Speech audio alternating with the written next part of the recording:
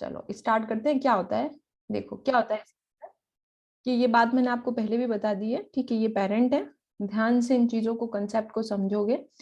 और ये फादर है एंड ये मदर है, ठीक है। फादर की सारी सेल, बॉडी की जितनी भी सेल है ना, सारी की सारी जो सेल है, वो सारी की सारी सेल जो है, आपको वापस आना है मीटिंग में, आपको पता है। तो फादर की जो सारी की सारी सेल है बेटा, पूरी बॉडी है ना 2n है, सारी सेल 2n है। और मदर की भी सारी की सारी सेल 2n है, ठीक है। ये प्लांट में भी एप्लीकेबल है, हायर प्लांट्स के लिए। अब कुछ जो सेल होती हैं, कुछ सेल, ठीक है, सारी सेल मतलब eyes, nose, kidneys, ear, lungs, ठीक है, वो सारी की सारी सेल जो है वो ग्रोथ पे जाएगी, क्योंकि उन्हें रिप्रोडक्शन नहीं करना पड़ता है। कुछ जो हमारे बॉडी में ऑर्गन्स होते हैं जिन्हें बोलते हैं रिप्रोडक्टिव ऑर्गन, ठीक है। रिप्रोडक्टिव ऑर्गन, कुछ ऑर्गन्स होते हैं जो 10th में पढ़ा है आप लोगों ने, ठीक है। क्या बोलते हैं इनको? Reproductive organ. इन रिप्रोडक्टिव ऑर्गन्स में कुछ सेल्स होती हैं, वो सेल्स भी क्या होती है? 2n होती है। अच्छा मुझे एक सेकंड दोगे? मैं वाईफाई ऑन कर दूं मेरा, ठीक है,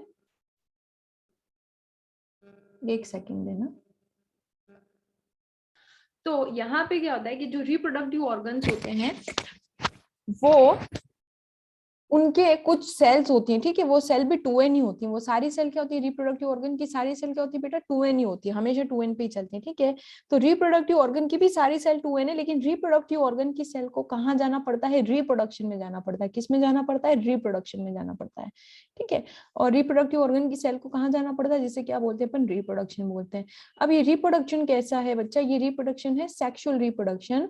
सेक्सुअल रिप्रोडक्शन का क्या मतलब होता है कि मदर और फादर दोनों इन्वॉल्व होते हैं रिप्रोडक्शन में, मेल और फीमेल दोनों रिप्रोडक्शन में क्या होते हैं? इन्वॉल्व होते हैं। तो यहाँ पर क्या होता है कि कुछ सेल, बाकी सारी जो सेल है ना जो रिप्रोडक्टिव नहीं है, वो तो टोटल माइटोसिस में ही जाएगी, क्योंकि उन्हें आपकी नई सेल बनानी है, इंजरी को रिपेयर करना है, या कोई दिक्कत आ रही है तो उसे सही करना है। लेकिन कुछ रिप्रोडक्टिव ऑर्गन में कुछ सेल्स हैं, रिप्रोडक्टिव ऑर्गन भी पूरा 2n है, रिप्रोडक्टिव ऑर्गन की वो सारी सेल्स भी क्या है? 2n ही है। लेकिन क्योंकि उन सेल को क्या जाना है? रिप्रोडक्शन में जाना है, तो सेल्स जो होती हैं, कुछ सेल्स जो होती है वो भी 2n ही होती है, लेकिन वो 2n वाली सेल क्या पैटर्न फॉलो करेगी? मियोसिस का पैटर्न फॉलो करेगी। क्या पैटर्न फॉलो करेगी? मियोसिस का पैटर्न फॉलो करेगी। और इस मियोसिस के पैटर्न में 2n नंबर क्या है बेटा? आपका 46 क्रोमोसोम है। आपका 2n का मतलब क्या है? आपके पास कितने क्रोमोसोम से? You have 46 chromosome. और इस टाइम पर ये जो सेल्स हैं वो क्या करेगी कि 2n यानी 46, ठीक है, 2n मतलब आपका नंबर क्या है? 46 है, 46 क्रोमोसोम मतलब 2n नंबर। और मियोसिस में जाकर के 23 की 4 सेल्स बना देगी, ठीक है। 23 की 4 सेल्स बनाएगी, ठीक है। 23 की कितनी सेल बनाएगी? 4। मदर भी 23 की 4 सेल बनाएगी। और सारी सेल नहीं बेटा, ये रिप्रोडक्टिव सेल्स है। जब ये रिप्रोडक्टिव सेल 2n एक सेल थी, कुछ सेल्स जो 2n होती हैं वो रिप्रोडक्शन में इन्वॉल्व होती है, तो उन्हें मियोसिस में जाना पड़ता है। इसके अलावा आपकी बॉडी की कोई सेल मियोसिस में नहीं जाती है। ये रिप्रोडक्शन है, सेक्सुअल रिप्रोडक्शन। तो जो ऑर्गेनिज्म सेक्सुअल रिप्रोडक्शन करना चाहते हैं उन्हें गैमेट बनाने पड़ते हैं, और गैमेट बनाने के लिए वो क्या करते हैं? मियोसिस के पैटर्न को क्या करेंगे? फॉलो करेंगे। ये मियोसिस का पैटर्न है, ये मियोसिस का पैटर्न है, फॉलो करेंगे। और 23 की 4 सेल जो है वो बॉडी में क्या हो जाएगी? बन जाएगी।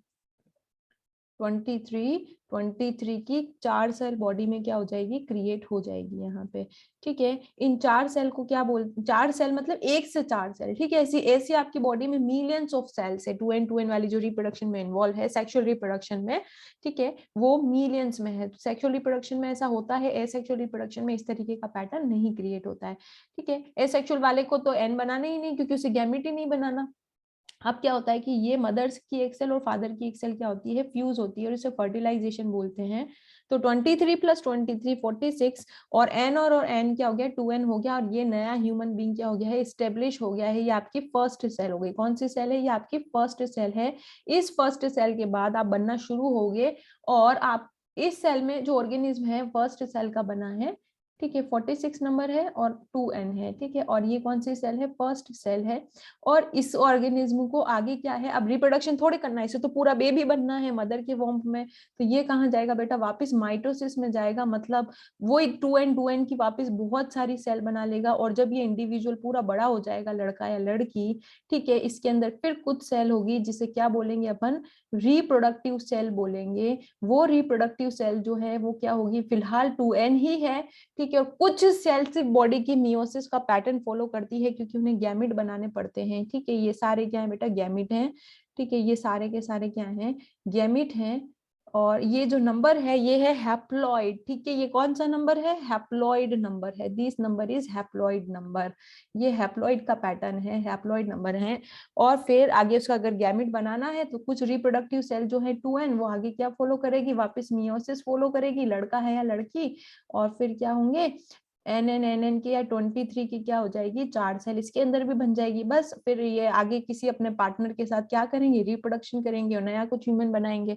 तो ये पैटर्न जो है मियोसिस का पैटर्न क्या है, कुछ सेल, बाकी सारी सेल रिप्रोडक्शन, आंख की, नोज की, किडनी की, लीवर की सेल थोड़ी रिप्रोडक्शन कर रही है, वो थोड़ी नया बेबी बना रही है। तो कुछ सेल है बॉडी में, ओवेरी और टेस्टिस 10th में पढ़ा होगा, वो मिलकर वो ही उन्हीं की कुछ सेल, ओवेरी रिप्रोडक्टिव ऑर्गन, ठीक है, मेल में क्या होती है, टेस्टिस बोलते हैं इसको, और फीमेल में क्या बोलते हैं बेटा, इसको ओवेरी बोलते हैं, ठीक है, ओवेरी।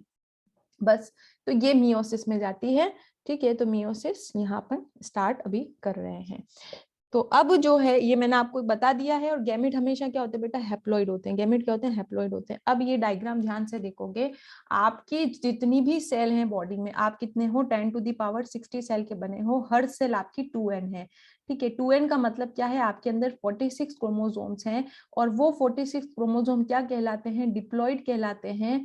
और आप जो हो वो आपकी बॉडी में, ठीक है, 46 क्रोमोसोम 23 पेयर में अरेंज होकर के रहते हैं, ठीक है। तो यहाँ पर ये 46 क्रोमोसोम है और 23 पेयर है, first pair, second pair, third pair, fourth pair, fifth pair, sixth pair, seventh pair, eighth pair, ninth pair, 10th pair, 11th pair, 12th pair, और ये 22 पेयर, और ये कौन सा पेयर है, 23rd पेयर है। यहाँ XX क्यों है, क्योंकि ये 23rd पेयर एक्सेस का लड़कियों में होता है, ठीक है, XY होगा तो लड़का होगा, एनीवे अभी वो बात नहीं करनी है।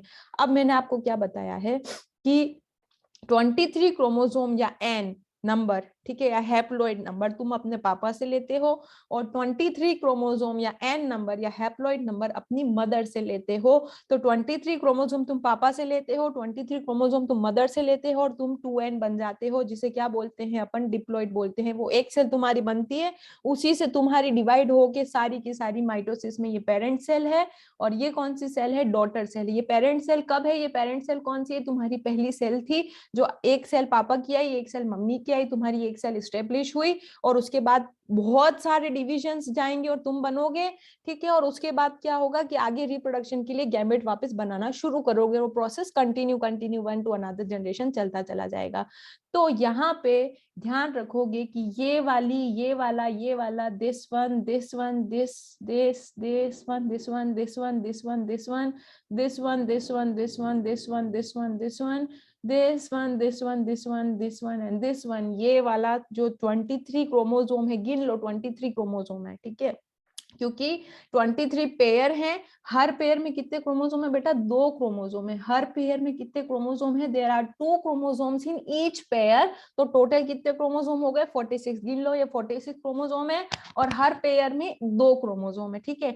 तो एक पेयर का मतलब 1A, में इसे बोलूं 1A, ठीक है, 1A तुम अपने पापा से लेते हो, and this one, this one, this one, this one, this one, this one, this one, this one, this one, this one, this one, this one, this one, this one, this one, this one, this one and this one and this one, ठीक है। इसे मैं क्या बोलूं, 1A बोला, इसे मैं 1B बोल दूं, ठीक है। इसे मैं बोलती हूँ 2A और इसे मैं बोलती हूँ 2B, ठीक है। तो रेड रेड वाले तुम अपने पापा से लेते हो या मम्मी से लेते हो, और ब्लू ब्लू वाले किससे लोगे, मम्मी से लोगे या पापा से। मतलब A वाला पापा से ले रहे हो, B वाला मम्मी से ले रहे हो, या A वाला मम्मी से ले रहे हो, B वाला पापा से ले रहे हो। तो 23 जो है वो n नंबर तुम अपने पापा से लेते हो, और 23 और n नंबर क्या लिए, तुम अपने मम्मी से लिए हो, और 46 क्रोमोसोम तुम्हारे बने हैं 2n।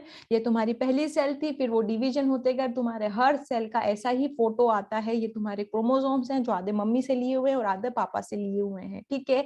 तो ये जो एक सेट जो है ना क्रोमोसोम का, 23 क्रोमोसोम, ठीक है, वो गैमेट के थ्रू आते हैं, क्योंकि मम्मी पापा में इसी तरीके के डिविजन शुरू हो जाते हैं इस तरीके के। तो जो 23 क्रोमोसोम होते हैं, ठीक है, उसे मैं बोलती हूँ वन सेट ऑफ जीनोम, या आपका वन जीनोम है वो तुम पापा से लेते हो। और 23 क्रोमोसोम पहले पढ़ाया ना मैंने जीनोम के बारे में। और दूसरा जीनोम जो है बेटा सेकंड जीनोम, सेकंड में 1 ही लिख दो यहाँ पे ताकि दो दो कंफ्यूज नहीं होगा, ठीक है। 1 जीनोम तुम पापा से लेते हो, 1 जीनोम तुम मम्मी से लेते हो, और तुम 46 से बन जाते हो टोटल। मतलब तुम्हारे अंदर 2 जीनोम है, एक